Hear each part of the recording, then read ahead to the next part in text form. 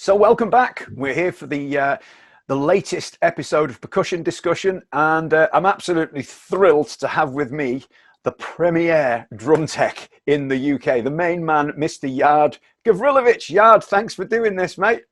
You're welcome. I hope I got the title somewhere close to the mark. Anyway, that's good enough.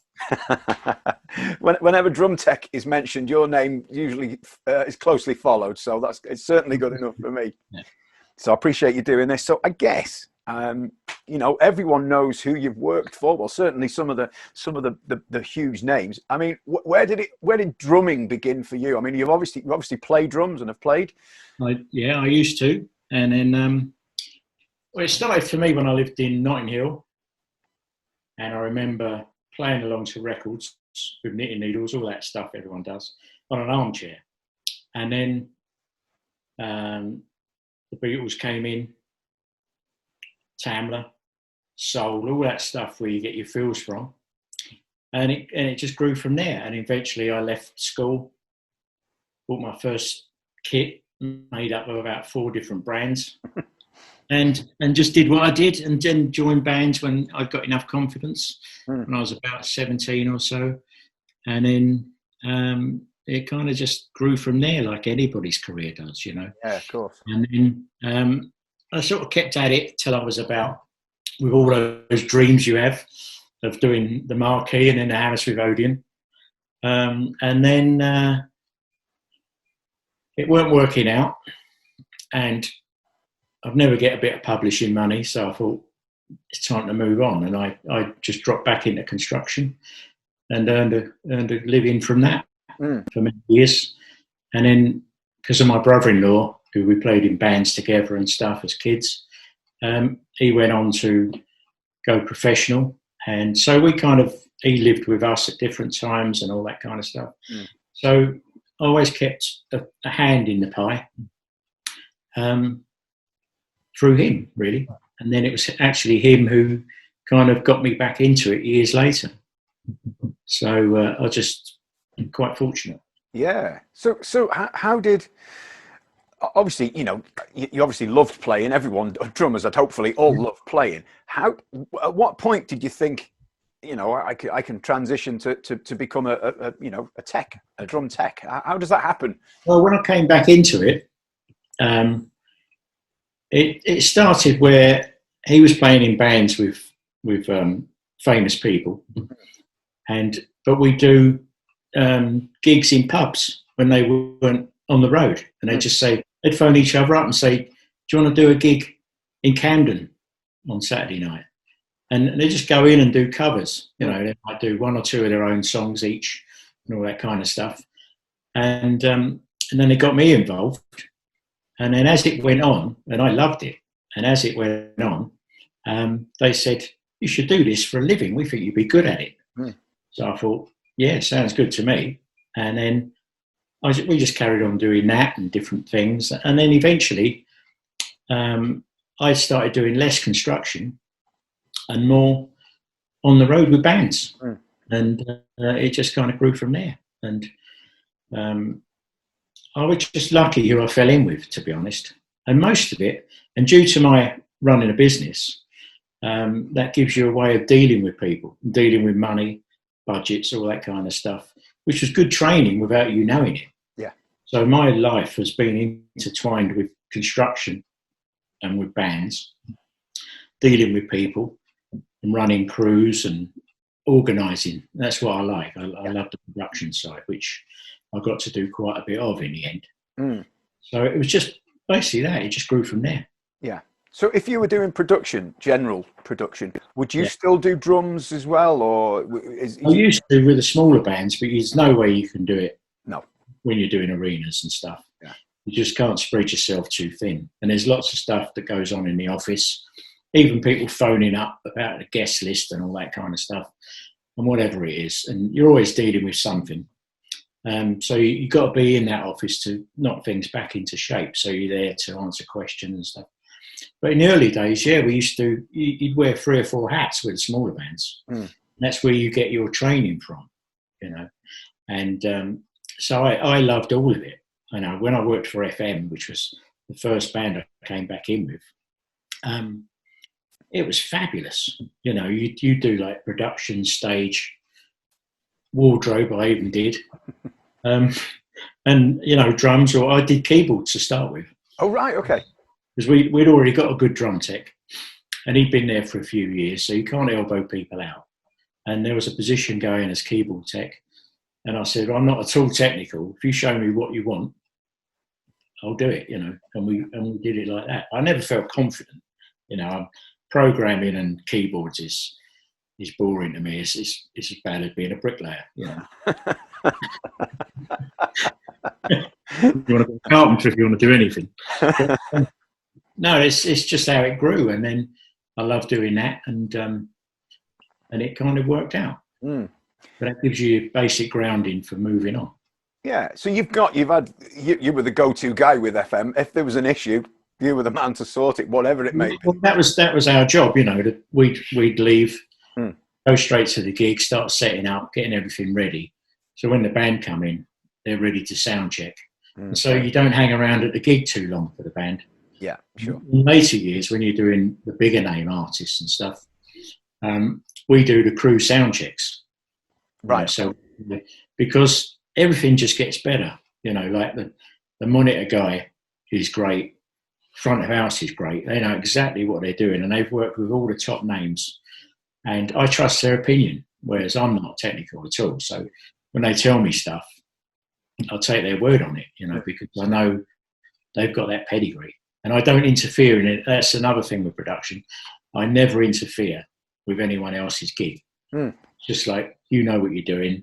You know, you don't call the lighting people in and start telling them how to light the show. Of course. You bring them in because of their reputation and someone's called for them. And then you leave them to it, and then you're just there to, you know, knock things into place when needed. Yeah. I can imagine, yeah, you're going to lose friends pretty quickly if you start. Yeah. Never profess to know everything. You know, I know production, I know drums. I wouldn't say I'm great on percussion, but I do percussion. But I wouldn't, you know, blow my trumpet on that one. Yeah. But most of it is getting along with the people you're working for, so they like having you around. Yeah. You know, you can be the greatest tuner in the world, whatever that is. You know. But our job is to create the tuning for the drummer and not to tune it for ourselves. And it took me a little while to learn that. You don't just tune a kit and say, right, there you are. Yeah. Every day it's got to be how they like it and not how you like it. That must be, how do you go about learning to get that sound? Do you do it from CDs or MP3s, or do you just sit with the drummer and... No. It's... well, we're fortunate with the bigger name bands. We'll normally rehearse for 2-3 weeks, maybe more sometimes, depending what's going on. So by then, you'll get to know the sound, and roughly the pitch level and all that kind of stuff. And then it's kind of, I start with every drummer with a clean slate. Yeah, I never go in with pre-ideas of anything. And you have a chat, you have a cup of tea and all that, and talk about what you like, what you don't like, where even things like, where do you like the hi-hat clutch facing, you know, whether he does it left-handed or right, whatever. And then you know them things. Yeah. So by the end of your rehearsals, you know, and even the songs, you know, you're watching every movement they make, and you know, knowing the song tells you when you can move in to adjust something if it's loosened or anything like that, because you don't want to get in when it's just in the middle of a huge fill. Yeah, you know. So you've got to know the songs, you've got to know every aspect, and you've got to watch. Never take your eye off the ball and watch the crowd, because that's when you're in the wrong. Yeah, I find this totally fascinating. I really do. It's a side that mere mortals don't.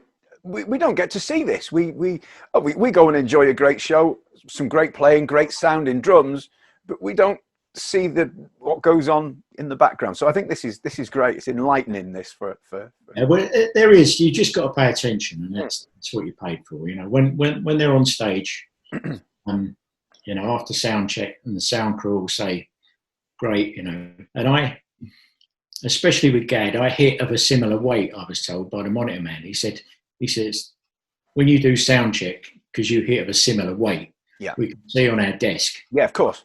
things should be where they are. And I said, "Are you telling me I play like Steve?" He said, "No." No, he was lying. For example, I mean, Steve is obviously he's an icon, isn't he? You know, and deservedly so. When you'll go to a venue, I guess you'll unbox the kit. I mean, would Steve just appear on the gig and that's that, or would he? No, we do the sound check. So you're responsible for. He trusts you 110% to have that kit in the right. Everything's ready for him, and That's our job. That's some responsibility, though, isn't it? So they basically come in, and sometimes you might not see them until they're at the bottom of the stairs on the wing. Yeah. And then the lights go down, and then up they come. And that's the first time I might see them during the day. That's amazing. That's what you're paid for, you know. And I like doing the sound check. I like to know things are in place, and you know, and the sound's right, and then I can relax, you know. But it's just how it's evolved, you know. I've been with him quite a few years now, and it's just second nature. You know? So while he's playing during the gig, you're literally sat just behind him, I guess. I sit to his left. Yeah. And I hide behind my boxes there, and I've got a little screen up that stops me making eye contact with the crowd. Yeah. And then the side is empty, so I can see him through there. Yeah. I'm hidden in my workbox end.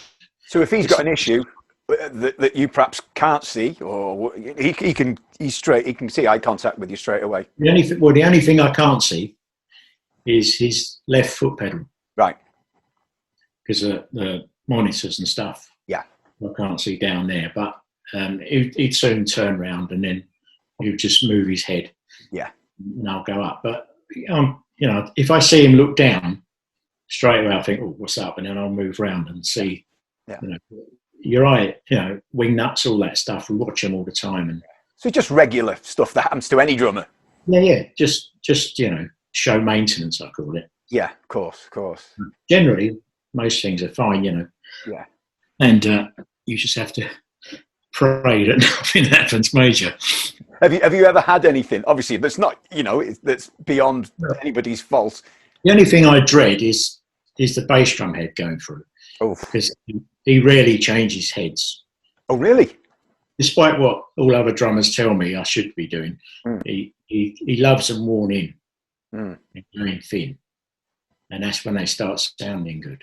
Yeah. And, but he tells me basically, you know, like with the snare, I think, "Oh, that might go through tonight," and you can see right through it, all the coating's gone.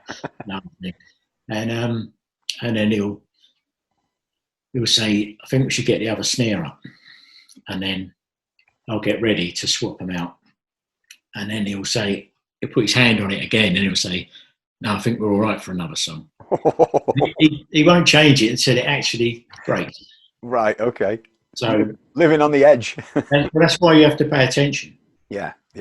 But he knows what to do. He moves his hand up onto the second tom, keep time, and plays the ride. And then I just pull one out, drop one in, and that's why you never do your cradle up tight. Yeah. You know, people seem to think the snare's going to fly up in the air if you don't do it. It's going to stay there, you know, so you have to have enough room and to move the mics, quickly pull it out, drop the other one in. It's got to be pretty slick, that, hasn't it? Yeah, it's normally about 2 beats. Yeah. That's not a lot of time. No, but it does that. But the only other problem is if his main pedal has a problem where sometimes he snaps the beater in half. Wow. Okay. And so I always have one in the leg of the stand. Yeah. Right next to it, so you can lie on your back, quickly pull it out, drop it in, and he just moves his foot over to the left pedal. Yeah. And carries on playing. And so nobody's any of the wiser than in the audience. Nothing. You know, he knows what he's doing. The worst thing is if you've got someone who's a panicker. You know, but you always have to make a plan together. Yeah. It sounds like a match made in heaven with you two, I have to say, you know. It really does. Well, we tick along all right. Yeah, and you get on. You were saying before we started recording, you know, you said he's a great guy. You get on, same sense of humour. Yeah. Makes a difference, doesn't it? It's important to have a relationship where it's like Cheers after time, you know. He's always coming in telling jokes and stuff. You know. Yeah. So I mean, we do the same. so, you know, once the gig's over, what's the routine then? You know, I assume you wouldn't clean stuff or shine it up till the next gig, I assume. Yeah, I never shine anything. Do you not? No. So that's... He doesn't. He doesn't have his cymbals polished. Yeah. He's old school. You know? Yeah. And basically, once you've set everything up, I'll go around and wipe fingerprints off the stands and that stuff. You know, you've got to make it look good. Yeah. Make sure the front head's got fingerprints off it, so when the lights are on, you don't see it. So you just had a bacon sandwich on it. It's just that stuff, making it look presentable. Yeah. He's a minimum fuss man. You know, that's good. You don't have to polish the cymbals. He likes them aging. Yeah. You know, that's it. You just listen to what some drummers like their cymbals polished, and he doesn't. Yeah. So you just do as you're asked, and that way you stay in work. You know, you just do what you're asked, and that's it. Don't try and push him or try and add new stuff to it. And, you know, come in with, oh, have you seen this? You know, because a lot of drummers that have been around a long time, they're not interested. No. In new stuff. They're quite happy with their setup. They know what it does, the whole thing. But if he asks me, then I'll get it in. You know, it's kind of, if it's not broke, you know, don't fix it. Yeah, Ginger Baker was the same. Yeah, it's like he's had the same cymbal set since the '60s. You know, ride and everything, and they're not interested in new stuff. They got their favourite drum kit, and Ginger only had one drum kit.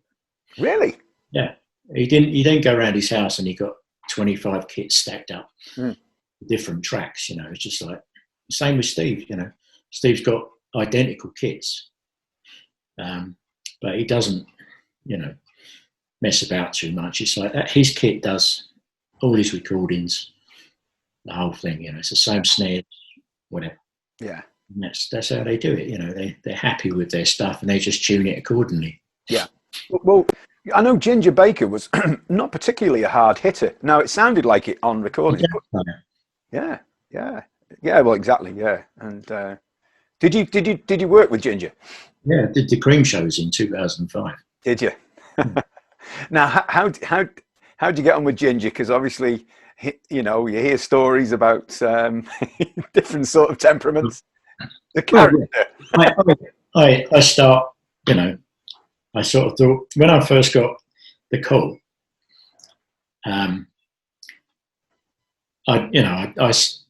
he was part of my heroes growing up. You know, it's like in the days when you didn't have drums on TV all the time and YouTube videos, the whole thing. You can get anything these days, you know.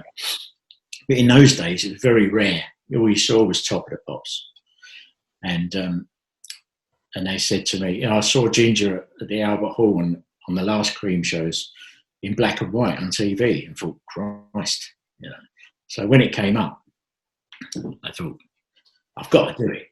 You know, even if he is horrible, then I'll just jack in. Yeah. Walk away. Yeah. And as it turned out, he was great. You know, he don't take no prisoners. No, I'm sure. You know, but I went over to his house in South Africa and packed up all the kit, marked up the carpet, and I did it in measurements actually. Yeah. And because we were going to have a new carpet on stage, so I measured everything and did a plan. Took loads of photographs, brought it back, and stayed out there for a week at his place, and then came back, and then we set up for rehearsals. And he came in on the first day. We normally have a tech day for us where we set everything up, get the sounds up, so the band can play straight away when they come in. Yeah. And I remember him coming in at Bray Film Studios, and he got the cigarette in, and he got his tinted glasses on, so I couldn't see his eyes, but he was way back at the other end. And he came in the door, and he just stood there bolt upright and looked, and I thought, oh, what's he thinking? You know. And then he got closer, had another drag of his fag, then got closer. And he came up to me on stage and he said, I'm going to have to give you 9 out of 10, because if I give you 10, I'm going to have to go home. And I thought, so relief, Yeah. Because you never know if he's going to kick off. Yeah. And then we just got on okay, you know. And then at the end, he just sent me a note when he got back home and just said, yeah, great job, thanks. And that was it. That's all I wanted. That's all you need, that, isn't it, really? Yeah. And I just thought, I did it, you know. But yeah, he was one. If I'd have turned it down, someone else would have done it. Yeah, sure. I'm kicking myself. Yeah. I mean, your CV is pretty incredible, really. And I was having a brief scan through this morning, and the name Charlie Watts came up. I mean, what a lovely man he is. That's what's. I mean, I know he's a fan of talking jazz and big band stuff. I hear that time and time over from. I mean, we know what his drumming's like, and we know what his kit's like. How was that for an experience working with Charlie? One of the best. He's all the people at that level, like they're all good friends as well. So Charlie knows Gadd and the whole thing, and they've got immense respect for each other. And Charlie, he's as sarky as I am, and he loves messing around. He's not at all serious, and I loved every minute of working with Charlie. He loves drums. He loves his music. But I got called in because our old friend Bill Harrison, who used to work for The Who, and he worked for the Faces, and when he was busy, he used to be Ray Cooper's man. Okay.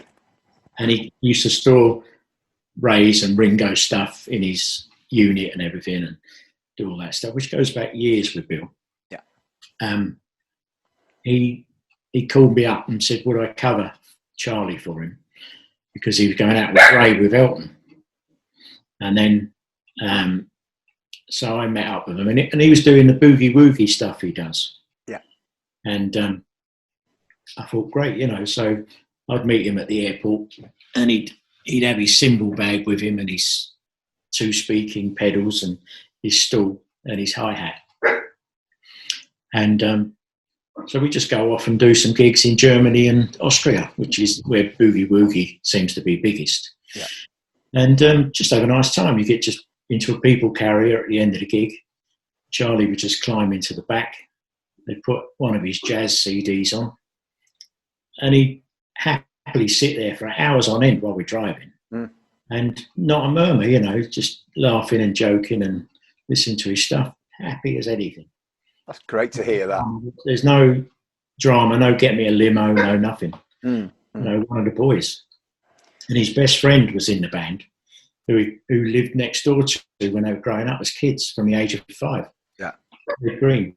And it was great listening to them. They're reminiscing about when they were kids and all that. And you think, but this is Charlie Watts. Do you ever have to pinch yourself, you know, when you're like, oh, I work with all these amazing drummers? And yeah, well, the thing is, for me, is they're all just people. You know, once, you know, they're all heroes. I've worked with really all of my heroes at some point. And all I care about is whether they're nice people or not. Yeah. They're great players, and they've given me an amazing upbringing, listening to what they do, and given me a lot of pleasure. Yeah. But at the end of it, it's just whether they're nice or not, because they can play great, and if they're not nice, I don't want to work for them. You know, I've got no qualms about walking away. Yeah. You know, it's just like, no. You know, just be decent, just be a gentleman. Yeah. And they, you know, even Ginger to the core, they've all been great with me. Yeah. You know? And that's what I loved. I loved the camaraderie in the music business. How people appreciate each other and learn from each other, and how giving they are of their talent to people who come up, you know, especially kids. You know, I've had to go out into the crowd and give a kid a pair of sticks, you know, because Steve will say to me, "So that kid on his dad's shoulders," he said, "Can you make sure he gets a pair of sticks?" Brilliant. So at the end, I'll have to quickly go out before they walk off and give the kid a pair of sticks. And they're good moments where some people might just forget it, don't worry about it. That's a lovely touch, isn't it? That It is, yeah, and that's what I love about them, you know. And then that's how we become mates, you know. They're not like this huge icon. They're just, you know, they come in, they go, "Hello, mate, you all right?" You know, just work. Yeah. What a job, though. And can I ask, if you don't mind me asking, how different or how differently do you travel to the guys in the band? Is it do you do more time on buses or? Well, in the old days, we used to share a bus with the band. Yeah. You know, when you have to, you know, you can't. You know, small bands can't afford a few buses on the road. Of course. And hotels. You know, we all have our own room. No one shares. Yeah. But in the old days, you know, you'd share a room with someone, and you shared a bus. You know, but now it's kind of we have a few buses, and then you know, stop at a nice hotel for a day off or whatever. It's top class, really. You know, but with certain bands I work for, they have their own plane, which jets them about and stuff. You know. So I don't really know what goes on that side, to be honest. But we're happy. We get luxury buses, and it's like home on wheels, you know. Yeah. So do you like being on tour? Do you enjoy it? Yeah, I do. I like the travelling. I like seeing the world. I like meeting people. You know, whatever country we go to, we're kind of fated. You know, you get there, and from the moment you step into a hotel, people fall over themselves to help you. You know, they're polite and nice. And I'm amazed how many people can speak English across the world. Yeah. You know, you go there and even like going to Latvia or Belarus or something, and you go into a supermarket and you're thinking, oh, how am I going to say this? And they'd say to me, would you like a bag?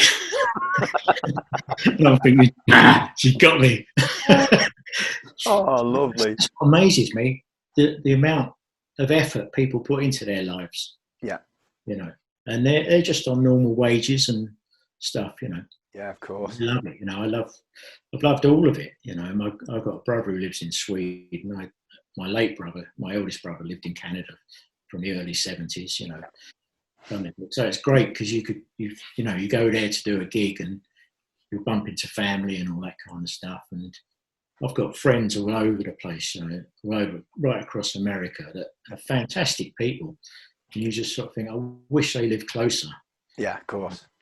See them more often. But I have to ask, do you, obviously you spend a lot of time abroad in, you know, amazing places. Do you ever go on holiday, or do you go, no, all right, I've travelled enough, thanks? Well, I didn't for a long time. Yeah. My wife insists we do go different places. But she'll say, what about so-and-so? I go, I've been there. But you have to make the effort. You know, I love Italy. I've always loved Italy. And my son, who's on the road as well, he loves Italy. Yeah. We love everything about it. We love the architecture, the people. I love the thing where the grandparents are respected, and it goes through the whole family, all the generations. You know, just like the way they live. And you know, we've talked about it quite often about moving out into, you know, to Italy and stuff. Absolutely. Due to the current climate, not sure that will happen now, but no. This kind of brings me on to my next question, and it's not a particularly cheerful bit, but the whole Brexit thing, it's going to cause chaos, isn't it, with touring musicians, touring technicians, and it's not pleasant, is it, the future for things like that? Well, it's it just creates a lot more paperwork. Yeah. And a lot more money. Yeah. And visas and all that kind of stuff. When, you know, I've never agreed with Brexit. I just think it's really short-sighted. And as for all that, you know, give us our power back and our control, it's a load of nonsense. Yeah, totally. Because to have power and control, you have to have a decent government that's in. You know, so I've always loved the community. I love the fact that you can get on a bus in London, wake up the next day, you know, in any part of Europe without having to get up during the night to scrape through the passport office. Absolutely. And I love you know, especially with my shop, shipping stuff abroad. It's dead easy, you know. I just type in the address and the whole thing. Next minute, you know, some guy comes and picks up my box boxes, and the next day they're in Germany. Yeah. You know, without too much fuss. Now it's customs papers fill in, and you know, free copies and the whole thing. It's just going to cause chaos to everybody. And I mean, I'm not gonna carry on my shop for much longer. You know, I've got to an age now where I just don't want to do it anymore. Speaking of the shop, you've got some lovely stuff. It's mainly vintage stuff, isn't it? There's not a huge amount of new stuff. No, I don't do any new stuff. Right. Okay. So there's no point. There's so many shops doing it, yeah. And all each shop is doing, in my book, is trying to undercut each other. Yeah. You know, I've said to people before, you could have 10 units in a row, and everyone on a laptop. It wouldn't matter where your shop is. Whereas in the old days, it had to be kind of in your town or close by somewhere or whatever. And now you could be shoulder to shoulder with your competitors. And it depends who sells it for lowest. And my dad taught me years ago with his place, because my parents had restaurants. And during my building days, we were fitting out a shop for him up in London. And I said to him, how do you work out your prices? And he said, well, I could cut my prices in half. He said, but why work twice as hard for the same amount of money? Yeah. And that stuck with me right throughout my life. Yeah. You know, it's true, you know. Why work morning till night for little reward? You know? Exactly. I mean, I miss the days of drum shops, your local. I mean, where I am, we've never really had a local drum shop. We've always had to travel a bit, but I've always had ones that I've gone to where I've been. You know, I'm not going to mention any names, but you always get looked after. They're not there anymore. That's the sad. You mention names, I don't mind. The thing is with it is that I used to, in my younger days, I used to go to Drum City in Shaftesbury Avenue. All the shops around. It was a day out. And you go and push your nose up against the window. Yeah. And look at what you couldn't afford. Absolutely. My dream was a day out. That's the thing. It was, but there's nothing now, because you don't build up any loyalty with shops. Yeah. Because nowadays people are even saying, you know, where can I get the cheapest sticks? It's not, you know, I'll go and try some and stuff. It's just like, who's the cheapest? Yeah, exactly. So it cheapens everything we do. You know, but the days have gone of dreaming about a kit, saving for it, and then keeping it in the best condition you can. Yeah. I see kits that are trashed. Yeah. People just don't care. And I used to do stuff for Craviotto. You know, and Johnny called me up and said, will you look after our people in the UK and Europe? So I said, yeah, please do. You know, and I was out there on tour, and I went to see Johnny at his factory. And, you know, beautiful stuff. But whenever it went out to an artist, I'd always have a note inside the flight cases to please return it in the same condition it left my place. Yeah. And unfortunately, all the techs who looked after it did. I didn't want to see any scratches all over the top of the tom and tom rash on it. And, you know, just abuse, really, where people think, oh, it's not mine. Who cares? There's no excuse for it, really, is there? None at all. No. So it's just having standards, you know. But I think maybe some stuff is too easily got these days. You know, it's not cherished. Yeah, absolutely. I totally agree. I mean, the shop I used to go to, I'll mention it because Paul's a good friend of mine, was Electro Music in Doncaster. Oh, yeah, I know of them. I don't know. Well, Paul Monday, who's probably going to watch this, cool. You'd go there and you'd have the biggest welcome you could ever wish for, the cup of tea, whatever you want, and you'd spend all day in there, and I'd always buy something, and it was a day out, as you said, day out, you know. And the only problem for me is I didn't really have customers in the shop because we were mainly rental. Yes. And repairs. There was no need for customers to come into the shop. And we didn't have the people to look after them while they're there, because it stops us working. Yeah, of course, yeah. So when people used to say, can I come and look in your shop? I'd always say no. And it seemed a bit brutal, but we haven't got the time to stand with someone all day long, because I've done it with different people that I know. Yeah. And next minute you're looking at your clock and it's like 5 o'clock. And all you've done is drink tea and biscuits with someone and got a day behind with your work. So it wasn't that we were being unfriendly. It was just the fact that it did us no favours. Not too bad if they could have spent $4,000 on a vintage kit or something as they take it, as they leave. But Yeah. so, Yeah, well, so have you still got a lot of kits and stuff? Because I know you do rentals for studios and for whatever. And I've been depleting my stock gradually over the past time, because I sort of buy everything thinking I might get asked for that, I might get asked for that. Yeah. And as the years went by, what goes out and what doesn't. So, if kits are sitting there and never go out, you think, oh, I'm going to let that go. Yeah. There's no call for it. So I've spinned it out a bit over the years. Yeah. But I've got my main kits, and I know they work in the studio, and I love going into the studio with one of the kits. You know exactly what it will do. Yeah. What sounds it will produce. Yeah. And what type of heads, is best for it and that kind of stuff.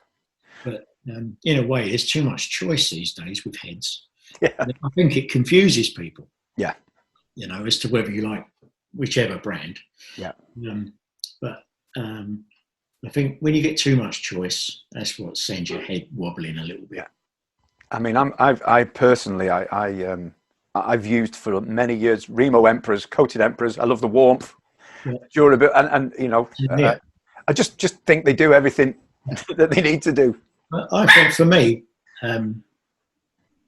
Emperors and Ambassadors coated combination works. And coming from the days of the 60s where, all the Tamla artists and stuff, those beautiful tom sounds they used to produce, and I just think that's it. You don't need any more than that. Absolutely. So sometimes I don't know what people are looking for. People have described their tom sounds that they wanted, or their snare sound to me in like colours, and I'm thinking, I don't know, mate. It's just if I hear it, I can reproduce it.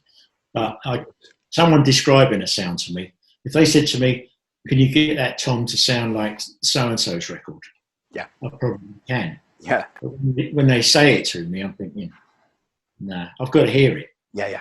When I've had people say, "Can you make my drums sound like drums on Tea for the Tiller Man?"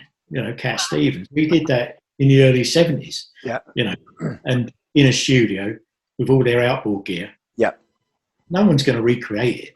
It's the drummer who produces the sound. Yeah. How you strike your drum as well. It's not just a case of copying what he's got on his heads and stuff. It's kind of how you strike it. So they're all the sort of little tricks you learn over the years. But I've nicked all that from all the people I work for. But that's the way it should be. That's it, I think. Yeah. I sort of, someone comes in and does something, and I like that. And then I'll nick it and then pretend it's mine. Yeah. We all do it, I think. So, it's for sharing. Yeah, absolutely. So how's things been, during this lovely pandemic even? Have you obviously, like everyone, you've lost a ton of work?